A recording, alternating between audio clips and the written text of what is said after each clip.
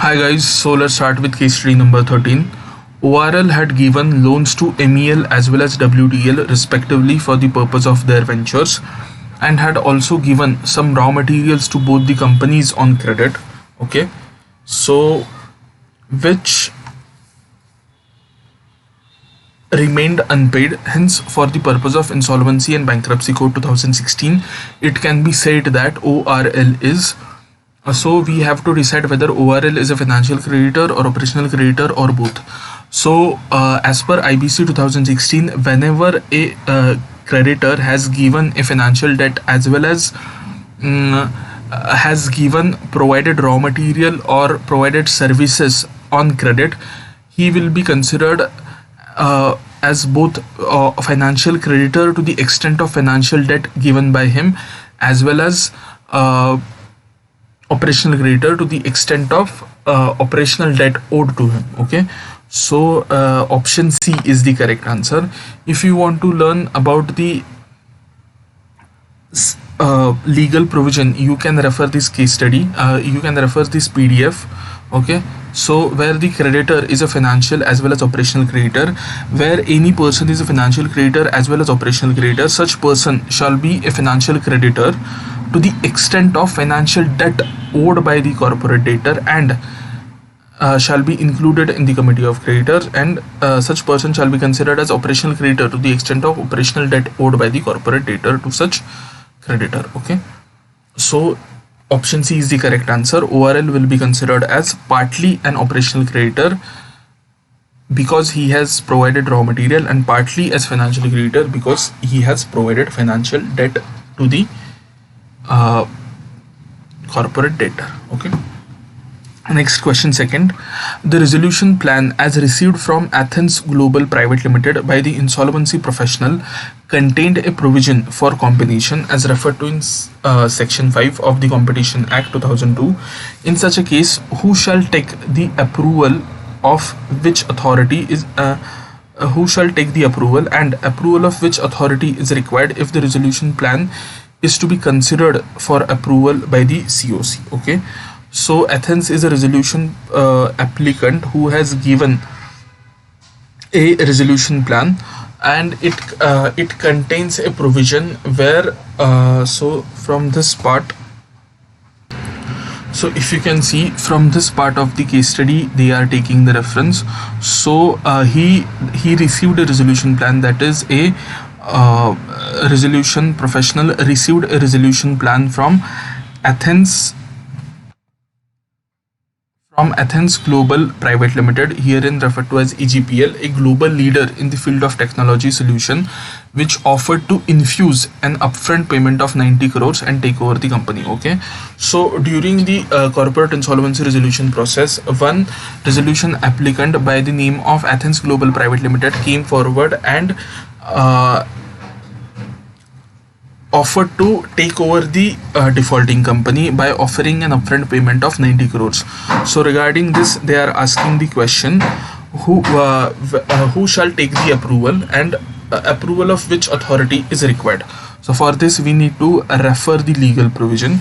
So notice to CAC, any person or an enterprise who or which proposes to enter into a combination may at his option give notice to the commission in the form as may be specified and the fees as may be determined by the regulators, disclosing the details of the proposed combination. Okay, so that is a person or an enterprise who proposes to enter into a combination.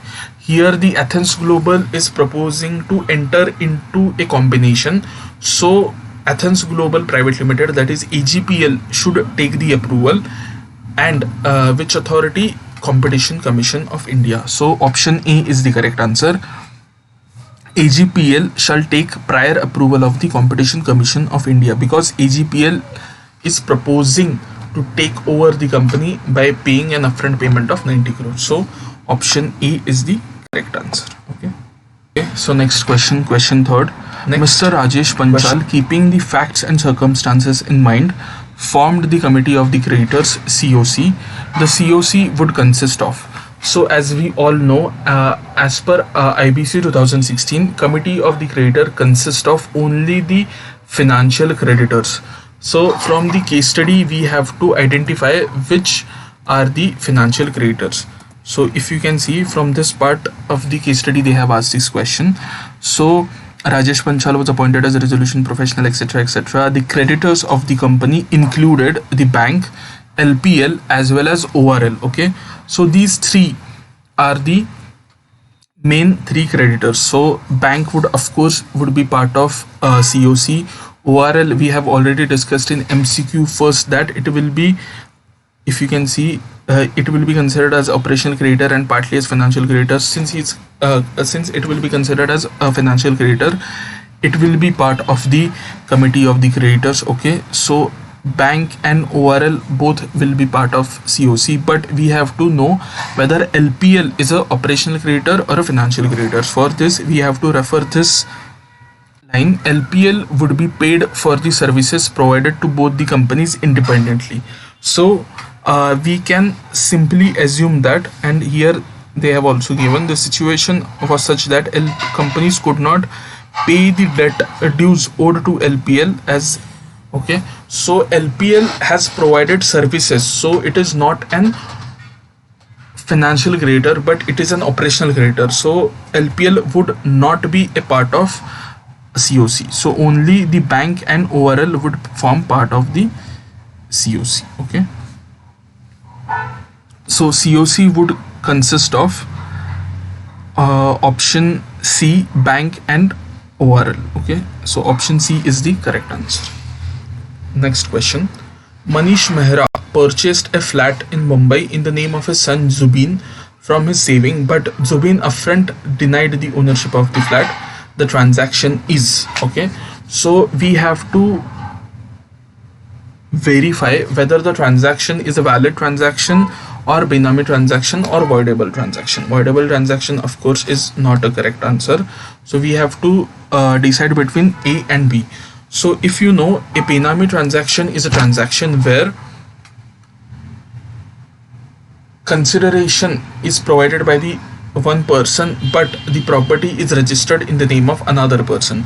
But there is an exception to the definition of Benami transaction which says that even if a person has purchased a property in the name of his son, it will not be considered as Benami transaction. But here they have given that his son Zubin upfront denied the ownership of the flat. This is a very, very important part of the question. So if we refer the legal provision, so Benami transaction means a transaction or an arrangement in respect of the property where owner of the property is not aware of or sorry, denies knowledge of such ownership. Okay, so although Mr. Zubin, son of Manish Mehra, is owner of the flat, on paper he has denied the ownership of the flat. The transaction is of course a Benami transaction. Option E is the correct answer. Okay, so suppose they had not given that Zubin had upfront denied the ownership of the flat and they had just given that his father Manish Mehra purchased the flat in the name of his son, it would not have been considered as Benami transaction. But since his son Zubin had upfront denied the ownership of the flat, it will be considered as a Benami transaction. This is a very important question. Okay. Next question, fifth. Mr. Manish Mehra had entered into an MOU for the Malshes premises with TBPL, but on account of lack of funds and financial difficulties, TBPL could not complete the construction and hand over the premises to TBPL within the time limit specified to the MOU. Assuming that there was a default on part of the TBPL to return the funds to Mr. Manish on his application for withdrawal from the project, Manish has recourse under. Okay, so what is happening is that Manish had booked a flat in the project promoted by TBPL. TBPL had given some time limit by which the premises will be handed over to Mr. Manish, but they could not, due to the lack of funds, they could not hand over the premises within the time limit given by them. So they are asking whether Mr. Manish has a recourse under. Yes. So I think this is a repeated question. Similar question was asked in the case studies before these. Okay, so option D is the correct answer, because all these remedies under RERA, IBC and Consumer Protection Act 1986 are parallel to each other, and they can be taken up simultaneously. That is, you can ask for relief under RERA, you can ask for relief under IBC, and you can ask for relief under Consumer Protection Act 1986 simultaneously. So all of the above is the correct answer. So in this way we have completed our discussion of case study number 13. Thank you. And I will be attaching a link of this PDF which contains all the legal provisions and explanation for the answers of MCQ. So don't forget to check out the description box. Thank you.